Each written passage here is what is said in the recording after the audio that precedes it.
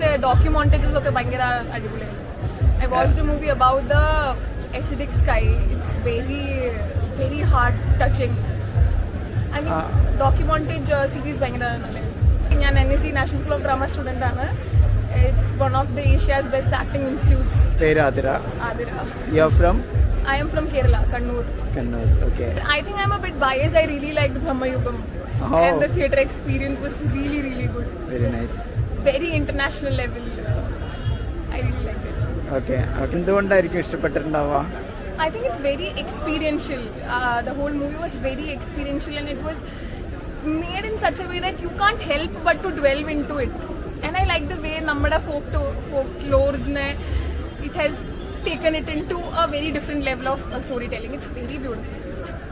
തിയേറ്ററിലേക്ക് ഇഷ്ടം തോന്നുന്നു. I was dancing ഭരതനാട്യം ഞാൻ ചെറുപ്പത്തോടെ പഠിച്ചിട്ടുണ്ട്. But I really like the ensemble of artists in theatre. Very nice. So when are you back? You will be back to Kerala or you will be going back? I'll go back to Delhi to my classes. Then after 2 years, only to Kerala.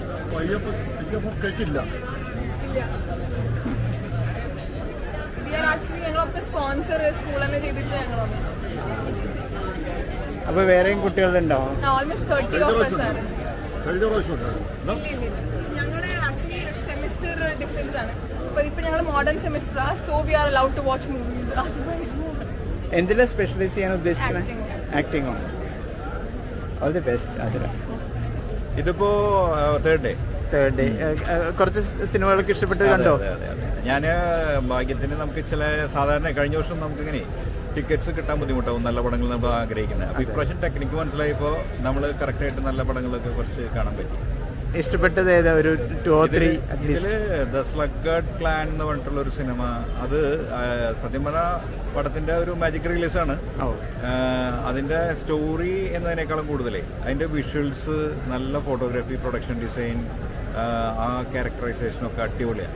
അപ്പോൾ നമ്മൾ ആ basically അതിലായിരുന്നു ശ്രദ്ധ. Titles follow ചെയ്യുന്നതിനേക്കാളും കൂടുതൽ അതൊരു നല്ലൊരു film maker എന്നൊരു അതിന് correct useful ആയിട്ടുള്ള നല്ല രസമായിരുന്നു. സിമ്പിൾ ഫിലിമാ, ഗംഭീരമായ ഫോട്ടോഗ്രാഫിക്ക് അങ്ങനത്തെ എക്യുപ്മെന്റ്സ് യൂസ് ചെയ്തിട്ടില്ല, പക്ഷെ അവൻ അതിന്റെ ബ്രില്യൻ്റ് ആയിട്ട് ബ്രെയിൻ ഉപയോഗിച്ച് ചെയ്തിട്ടുള്ള നന്നായി ചെയ്തിട്ടുണ്ട്. അതെനിക്ക് ഭയങ്കര ഇഷ്ടപ്പെട്ടു ആ രീതിയിൽ. പിന്നെ കണ്ട ഒരു പടം നമ്മൾ ഹോളി കൗ എന്ന് പറയുന്ന ഒരു ഫ്രഞ്ച് സിനിമ, അതും നല്ല ഒരു രസമുള്ള, അതിൻ്റെ പ്രത്യേകിച്ച് എന്ന് വെച്ചിട്ടുണ്ടെങ്കിൽ നമ്മളൊരു ഫെസ്റ്റിവലിൽ വരുമ്പോഴേ നമുക്കുള്ളൊരു സംഭവം എന്ന് വെച്ചാൽ ഡിഫറെൻറ്റ് കൺട്രികൾ, നമുക്ക് പല കൺട്രികൾ നമ്മൾ ടൂർ ചെയ്തൊരു അനുഭവമാണ് നമ്മളിവിടെ വരുമ്പോൾ. ഞാൻ അതാണ് എക്സ്പീരിയൻസ് ചെയ്യുന്നത്. സിനിമയുടെ മറ്റുള്ള മികവിനേക്കാളും മറ്റുള്ള കാര്യങ്ങളൊക്കെ ഞാൻ അങ്ങനെയുള്ള സിനിമകളെ സെലക്ട് ചെയ്യുന്നത്. അതായത് നമ്മളെ മറ്റൊരു ലോകത്തേക്ക് കൊണ്ടുപോകുന്ന ആ രാജ്യം നമ്മൾ കാണുമല്ലേ, ആ രാജ്യം അതൊക്കെ ഭയങ്കര ഇതാണ്. ഈ ഹോളിക്കവിൽ ഉള്ളത് ചീസ് ഉണ്ടാക്കുന്ന അവിടുത്തെ അതിനെ പറ്റിയുള്ള ഒരു കോമ്പറ്റീഷൻ, അങ്ങനത്തെയൊക്കെയുള്ള നല്ല രസമുള്ള സാധനം. അപ്പോൾ എന്നെ കൂടുതൽ അട്രാക്ട് ചെയ്യുന്നത് ആ ഒരു ജോഗ്രഫിയും അങ്ങനത്തെ കാര്യങ്ങളും അവിടുത്തെ ലൈഫും കാര്യങ്ങളൊക്കെയാണ്. പിന്നെ നമ്മൾ കണ്ട ഒരു സിനിമ റണ്ട് എന്ന് പറഞ്ഞിട്ടുള്ള സിനിമയാണ് കണ്ടത്. അതൊരു ഓസ്ട്രേലിയൻ സിനിമയാണ്. ആ സിനിമ പക്ഷെ നമ്മുടെ ഒരു ഇന്ത്യൻ സിനിമയുടെ ഒരു സ്റ്റൈലിലുള്ള നായകളുടെ ഒരു കോമ്പറ്റീഷനൊക്കെ ആയിട്ടുള്ള ഒരു അങ്ങനത്തെ ഒരു കമേഴ്ഷ്യൽ സിനിമ ഒരു പരിപാടിയാണ്.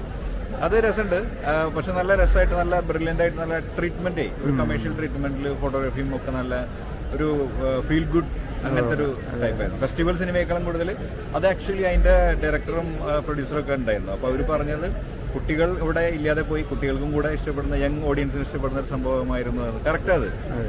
അപ്പോൾ അതിലൊരു സംഭവം വെച്ചാൽ നമുക്ക് അതിലൊരു കമേഴ്ഷ്യൽ സാധ്യത ഉണ്ടല്ലോ ഒരു ഫിലിം മേക്കർക്ക്. ഒരു കമേഴ്ഷ്യൽ സിനിമ എങ്ങനെ പാക്കേജ് ചെയ്യണം എന്നുള്ളതിൻ്റെ ഒരു ക്ലൂ അതിലുണ്ട്.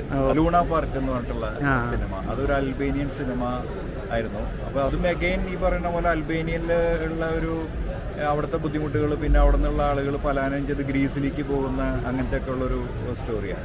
അപ്പോൾ നമ്മളാലോചിക്കും നമ്മൾ ഇന്ത്യക്കാരൊക്കെ വളരെ ഭാഗ്യവാന്മാരാണ് എന്നുള്ള ആ ഒരു സംഭവം ഉണ്ടല്ലോ. അവിടുത്തെ ആളുകളുടെ കഷ്ടപ്പാടുകളും, നമ്മൾ വിദേശം യൂറോപ്പ് എന്ന് പറയുമ്പോൾ ഗംഭീര സംഭവമാണെന്നുള്ളൊരു ഇതുണ്ടല്ലോ. പക്ഷെ അവിടെയൊക്കെ ആഭ്യന്തര യുദ്ധങ്ങളും കലഹങ്ങളും ഒക്കെ അതിനിടയിൽ പെട്ടുപോകുന്ന ജനങ്ങളുടെയും സംഭവങ്ങളൊക്കെ ഉണ്ട്. പിന്നെ ഞാൻ കണ്ടൊരു cinema the tower of strength എന്ന് പറഞ്ഞിട്ടുള്ള അത് അടിപൊളി സിനിമയാണ്. അടിപൊളി എന്ന് വെച്ചിട്ടുണ്ടെങ്കിൽ അതിൽ കുറച്ചൊരു പീരിയോഡിക് ആയിട്ടുള്ള സംഭവങ്ങളും നല്ല ഡ്രാമ, നല്ല ഫോട്ടോഗ്രാഫി, നല്ല പെർഫോമൻസും സംഭവങ്ങളൊക്കെ ഉള്ള ഒരു അങ്ങനത്തെ ഒരു, അതും ഇത് അഗൈൻ അൽബേനിയൻ ആ ഏരിയയിൽ നടക്കുന്ന റഷ്യൻ മറ്റേ വേൾഡ് വാർ 2 സമയത്ത് നടക്കുന്ന സിനിമയാണ്. പക്ഷേ വേൾഡ് വാർ ഒന്നും ഇതിൽ വരുന്നില്ല. അതിൽ ഇടയിൽ പിന്നിലുള്ള ചെറിയൊരു ഗ്രാമങ്ങളിൽ ഉള്ള ടൈപ്പ് സിനിമ. അതിനും ശരിക്കും പറഞ്ഞാലേ ഭയങ്കര ഡ്രാമ, ഇമോഷണൽ ആയിട്ടുള്ള നല്ല സംഗതികളുണ്ട്. അത് ആ ഡയറക്ടർ അത് ബ്രില്യൻ്റായിട്ട് അത് കൺക്ലൂഡ് ചെയ്യുകയും ചെയ്തു. നമ്മുടെ ഇവിടെ ആണെങ്കിൽ ആ പടം ട്വിസ്റ്റ് വേണം, അവസാനം ട്വിസ്റ്റിനുള്ള സ്കോപ്പ് ഉണ്ട്. നമ്മുടെ ഇവിടെ അങ്ങനെയാണല്ലോ, ഒരു ട്വിസ്റ്റ് ഇല്ലെങ്കിൽ പടം ക്ലിക്ക് ആവില്ലല്ലോ. ആളുകൾ ട്വിസ്റ്റ് ഇല്ല എന്ന് പറഞ്ഞിട്ട്, പക്ഷേ ഇയാളും ട്വിസ്റ്റ് ഒന്നും വെച്ചിട്ടില്ല, ട്വിസ്റ്റ് വെച്ച് കൊളാക്കിയില്ല.